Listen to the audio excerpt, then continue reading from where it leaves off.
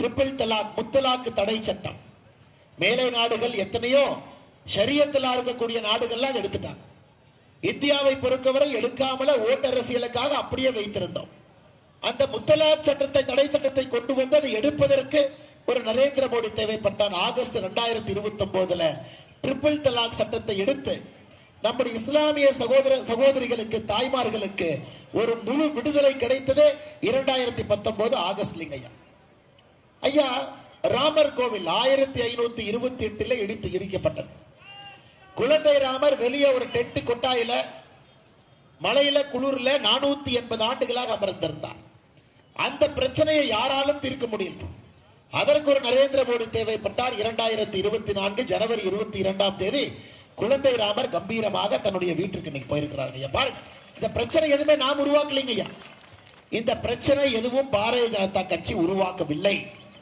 இந்த பிரச்சனை எல்லாம் இதற்கு முன்பு இருந்த ஆட்சியாளர்கள் அந்த அன்னைக்கு என்ன பண்ண அரசியல் செய்ய முடியும் என்பதை மட்டும் கருத்தாக வைத்து அரசியல் செய்த காரணத்தினால நாடு முன்னாடி போகவே இல்லைங்கய்யா.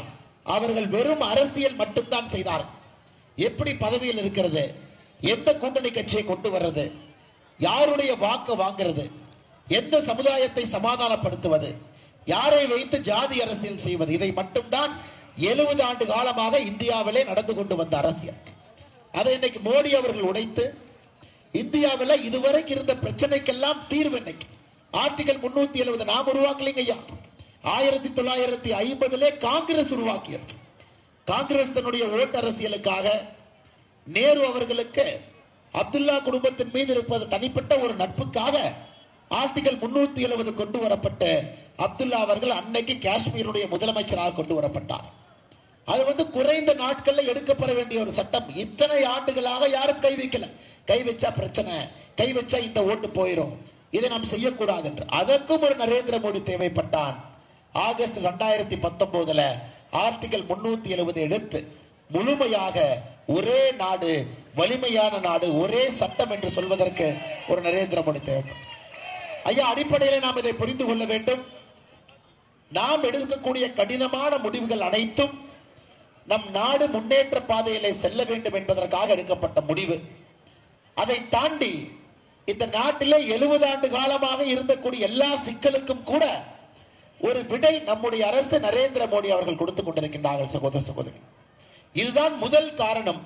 நரேந்திர மோடி அவர்கள் ஏன் மறுபடியும் 2024 ஆட்சி கட்டளை ஏன் அமர வேண்டும் என்பதற்கு முதல் காரணம், இந்தியாவிற்கு வலிமையான தலைவர் தேவைப்படுகின்றார். இந்த நேரத்திலே நரேந்திர மோடி அவர்கள் 3வது முறையாக ஆட்சி கட்டளை இருக்க வேண்டிய கட்டாயமும் அவசியமும் நமக்கு இருக்கிறது. சகோதர சகோதரி, 2வது உங்களுக்கு தெரியும், இன்னைக்கு நம் கண் முன்னால் தெரிந்து கொண்டிருக்கிறது, இத்தனை காலமாக இந்தியாவை ஆட்டி படைத்த குடும்ப அரசியலை முடிவுக்கு கொண்டு வர முடியும் என்கின்ற நம்பிக்கை நமக்கு வந்திருக்கு. இத்தனை காலத்திற்கு பிறகு இன்னைக்கு நம்பிக்கை வந்திருக்கு. குடும்ப ஆட்சியை நாம் ஒழித்து கட்ட முடியும். குடும்ப ஆட்சி என்றால் ஒரே ஒரு குடும்பத்தினுடைய வளர்ச்சிக்கு மட்டும்தான் இருக்கிறாங்க, நாட்டினுடைய வளர்ச்சிக்கு இல்லை என்பதை தெளிவாக நாம் புரிந்திருக்கின்றோம். இந்த இந்தி கூட்டணியில் இருக்கக்கூடிய எல்லா தலைவர்களுமே குடும்ப கட்சியில, குடும்ப ஆட்சியில வந்தவர். யாருங்கம்மா மோடி அவர்களை எதிர்த்து யார் இருக்கிறாங்க? கருணாநிதி அவர்களுடைய பையன் மு க ஸ்டாலின் அவர்கள், ஃபரூக் அப்துல்லா அவருடைய பையன் உமர் அப்துல்லா, தாக்கரே அவருடைய பையன் உத்தவ் தாக்கரே, லல்லு பிரசாத் யாதவ் அவருடைய பையன் தேஜஸ்வி யாதவ். யாருங்க இருக்கிறாங்க?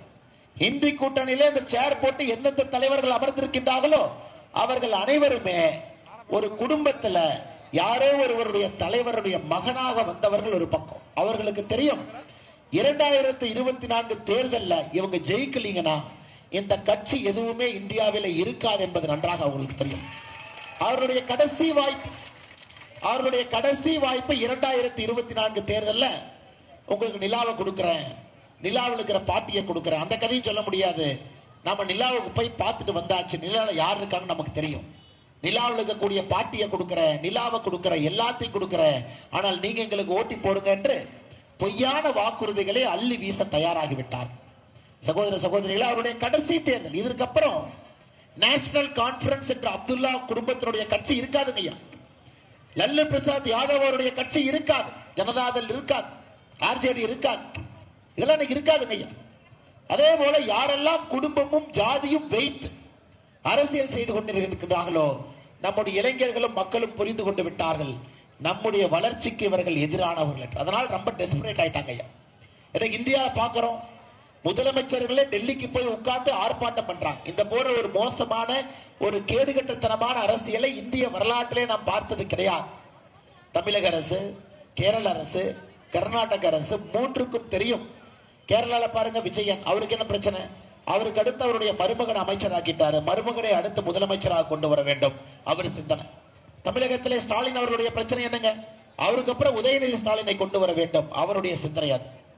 காங்கிரஸ் கர்நாடகாவுக்கு என்ன பிரச்சனைங்க? இந்த முறை 2024 பாராளுமன்ற தேர்தலில் முழுமையாக பாரதிய ஜனதா கட்சி கர்நாடகாவிலே அனைத்து இடத்தையும் வெல்லும் என்பது அவர்களுக்கு தெரியும், அவங்களுக்கு அந்த பிரச்சனை. ஐயா, இன்னைக்கு ஒருவருக்கும் ஒரு தனிப்பட்ட பிரச்சனை. இவர்கள் மோடி எதிர்ப்பு என்கின்ற ஒரே கொள்கையில, ஒரே நேர்கோட்டு பாதையில இணைந்து பொய்யை சொல்ல ஆரம்பித்திருக்கின்றார்.